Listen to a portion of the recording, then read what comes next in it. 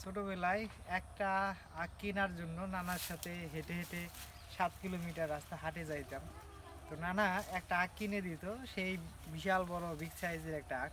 সেইটা ঘাড়ে নিয়ে আবার 7 কিলোমিটার রাস্তা আবার হেঁটে হেঁটে বাড়ি আসতাম। সে এক অদ্ভুত অনুভূতি। অথচ আজকে আমার হাজার হাজার, বললে ভুল হবে, লাখ লাখ আখ।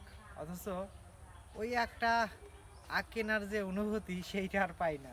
এখন আখ খেতেও অতটা বেশি ভালো লাগে না, আমি খুব একটা খাইও না।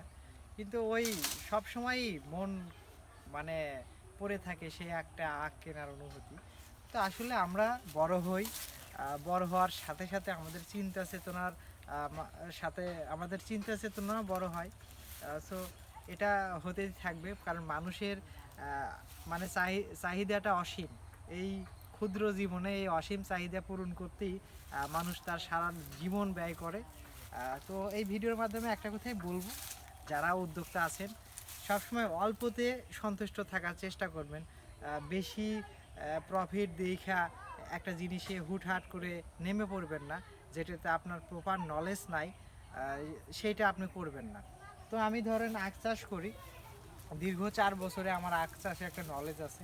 তো এই ধরনের নলেজ নিয়ে আপনি সেই চাষটা করেন, বা ধরেন যে আপনার এই চাষটা ভালো বোঝে আপনি তার কাছে যান, তার কাছে গিয়ে পরামর্শ নেন। এটা হচ্ছে ফিলিপাইন ব্ল্যাক আক। এটা সম্পর্কে আর নতুন করে কোনো কিছুই বলার নাই, সবাই স্বপ্ন করে পাশে থাকবেন। আমার একটা জরুরি ফোন চলে এসেছে। যাই হোক, সবাই ভালো থাকবেন ইনশাল্লাহ।